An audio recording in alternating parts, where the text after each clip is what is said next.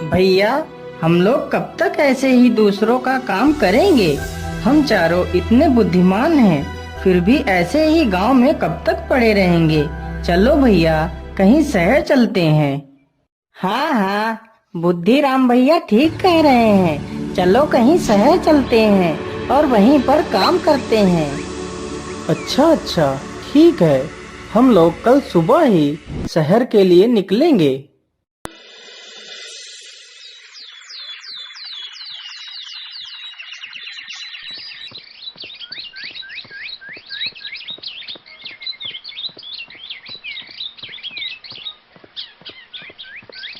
अरे भैया, इधर तो देखो, यहाँ से कोई ऊँट निकल कर गया है।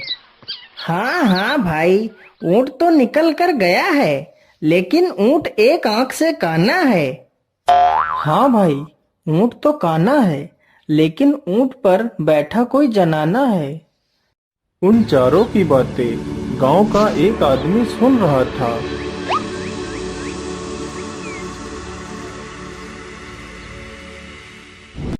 अरे रुको रुको, तुम मेरी पत्नी को कहाँ छोड़ आए हो? अरे भाई, तुम कौन हो और कौन है तुम्हारी पत्नी? मैं तो तुम्हारी पत्नी को जानता तक नहीं। तो तुम्हें ये कैसे पता है कि यहाँ से एक ऊँट निकला है और ऊँट एक आंख से काना है, उस पर एक बैठा जनाना है? या तो सारी बातें सच हैं। मेरी पत्नी एक काने ऊँट को लेकर रात में भागी है। मुझे कुछ नहीं पता। राजा के पास चलो, वहीं पर फैसला होगा।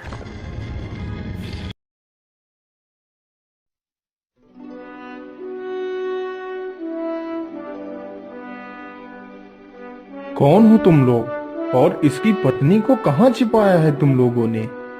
नहीं महाराज, हम तो इसकी पत्नी को जानते तक नहीं।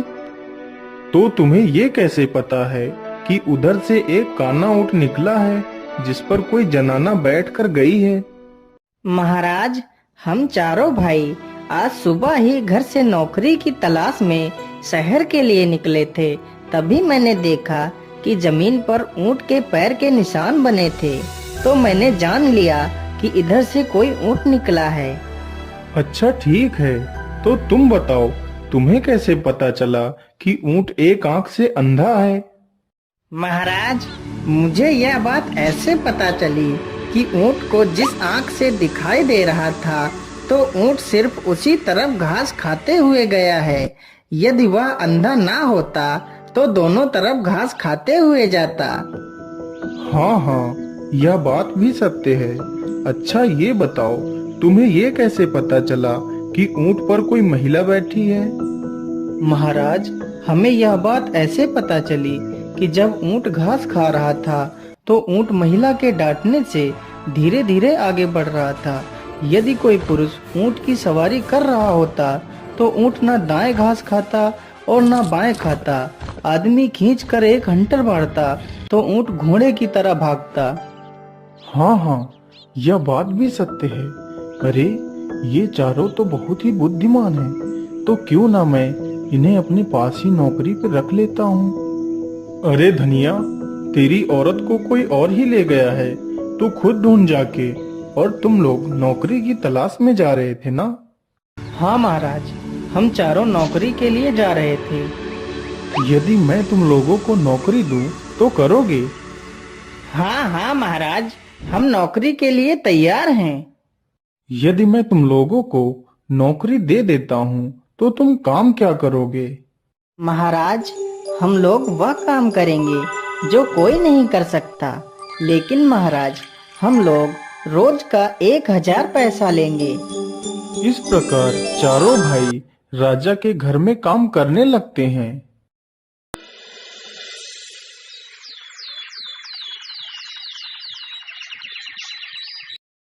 महाराज, पता नहीं लाश कहाँ गायब हो गई। हम लोग तो वहीं पहरा दे रहे थे, फिर भी पता नहीं लाश को कौन ले गया। उस गांव का ये नियम था, यदि किसी की मृत्यु हो जाती थी तो उसके शव को गांव के बाहर जंगल में रखवा दिया जाता था और राजा अपने पहरेदार लगा देता था, लेकिन शव फिर भी गायब हो जाता था।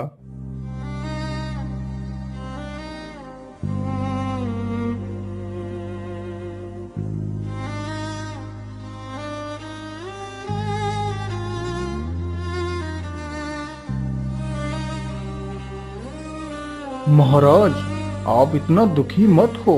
होता वही है जो ईश्वर को मंजूर होता है।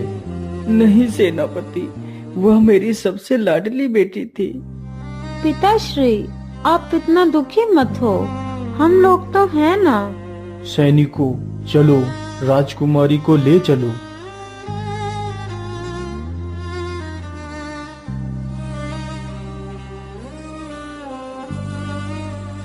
अरे लल्लू, यह महाराज भी ना हम लोगों को ही पहरेदारी के लिए भेज देते हैं, और वह चारों भाई आराम से पड़े पड़े 1000 पैसा रोज लेते हैं। तो क्यों ना हम दोनों महाराज से यह बात बोलते हैं।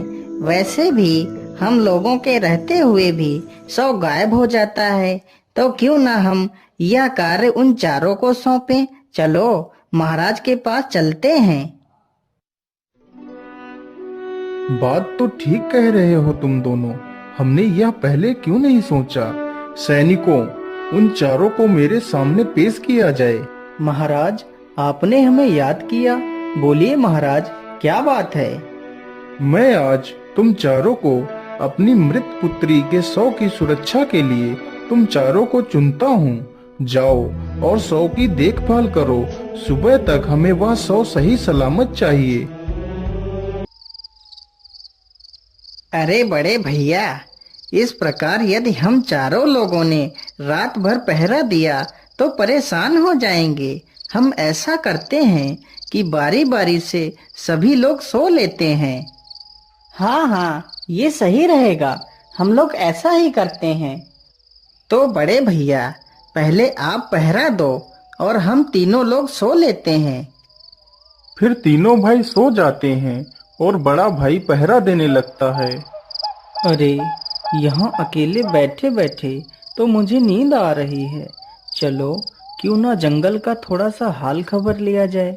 ऐसा करता हूँ, 100 को अपनी पीठ पर बांध लेता हूँ, फिर जंगल में आगे बढ़ता हूँ। फिर शिवराज 100 को पीठ पर बांधकर जंगल की ओर निकल पड़ता है।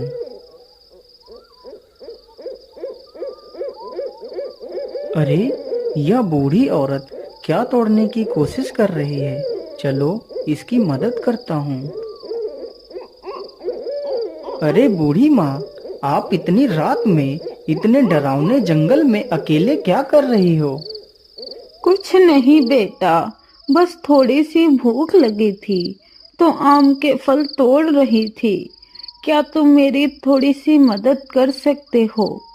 शिवराज उस बुढ़िया को अपने कंधों पर बैठाकर आम तुड़वाने लगता है, लेकिन वह बुढ़िया कोई इंसान नहीं बल्कि एक डायन थी।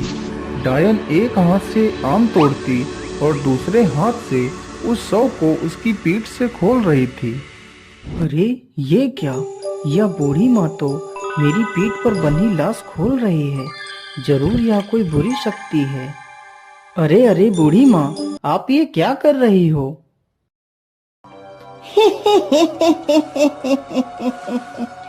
ये लाश मुझे दे दो, नहीं तो मैं तुम्हें मार डालूंगी।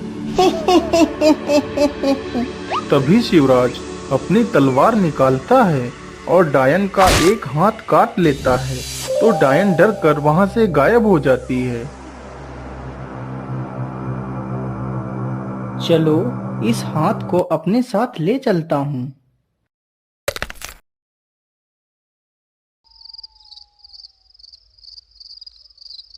अरे बुद्धिराम, चलो अब उठ जाओ और 100 की देखभाल करो। वह भी लाश को पीठ पर बांधता है और जंगल में निकल पड़ता है।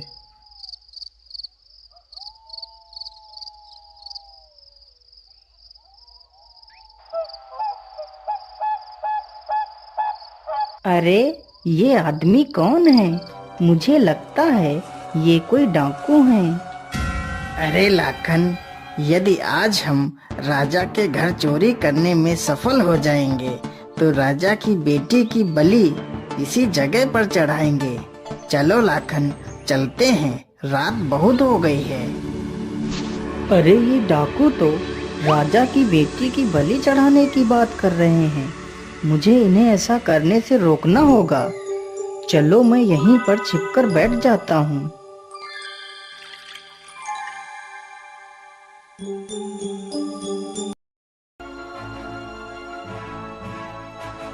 जाओ लाखन, और इसकी बलि गुफा में चढ़ा दो। तब तक हम यहीं पर बैठे हैं।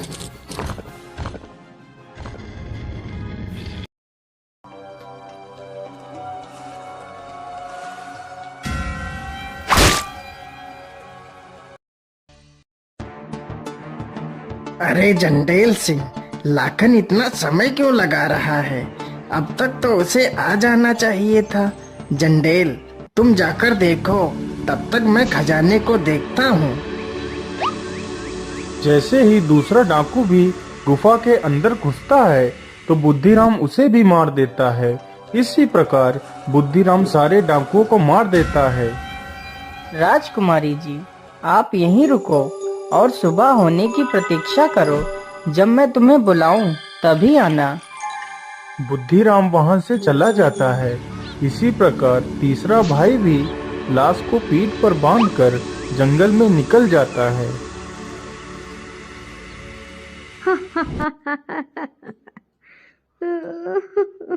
अरे, यह बूढ़ी औरत पहले तो हंसती है और फिर बाद में रोने लगती है।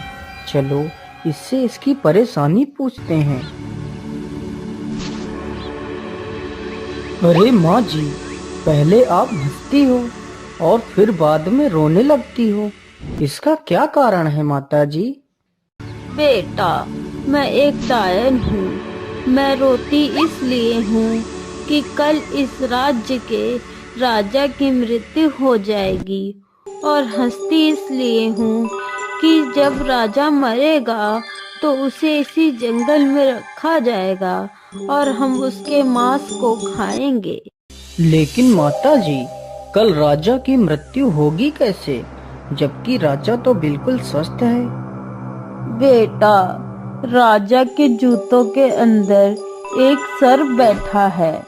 कल सुबह जब राजा उन जूतों को पहनेंगे तो सर्प उसे डस लेगा तो राजा मर जाएगा। अरे नहीं नहीं, मुझे राजा को बचाना ही होगा।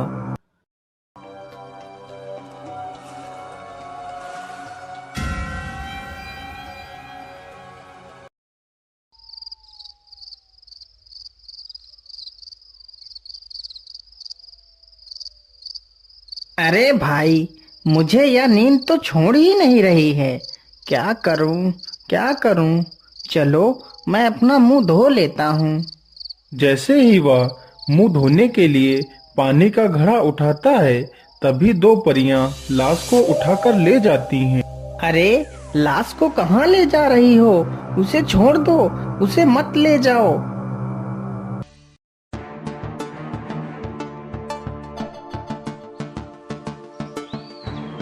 अरे बहन, इस लाश को यहीं रख दो, हम इसे जीवित करते हैं।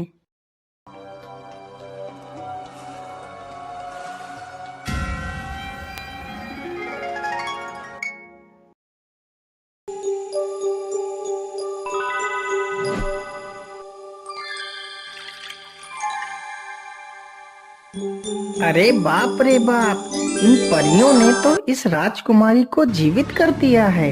क्या करूं, क्या करूं? चलो इनका जादुई कम्बल उठाकर छिपा देता हूं।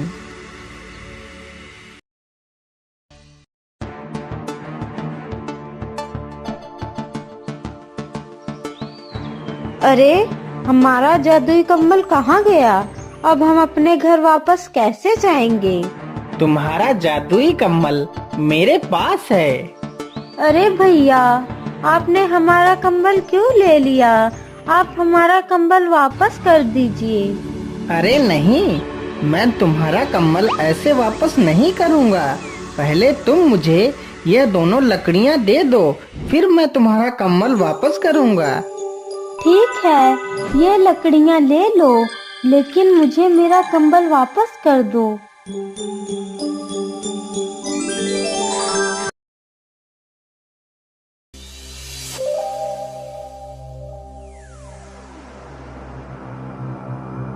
ये तो बड़े आश्चर्य की बात है कि तुम चारों लोगों ने मेरे बेटी के शव को सुरक्षित रखा। महाराज, आप अपनी बेटी को जिंदा देखना चाहते हो या मृत देखना चाहते हो? क्या मतलब? मेरी बेटी जिंदा हो सकती है, लेकिन ये कैसे संभव है?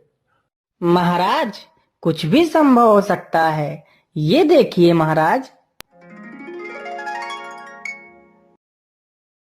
इसी प्रकार चारों भाइयों ने अपने साथ घटित हुई घटनाओं के बारे में राजा को बताया, तो राजा बहुत ही हैरान हो जाता है। जब राजा उन सारी बातों की पुष्टि करता है तो सारी बातें सच साबित होती हैं। आप लोगों ने तो मेरे परिवार को उजड़ने से बचा लिया। मैं आपका ये एहसान कभी नहीं चुका सकता, इसलिए मैं तुम चारों के साथ अपनी चारों राजकुमारियों का विवाह करना चाहता हूँ।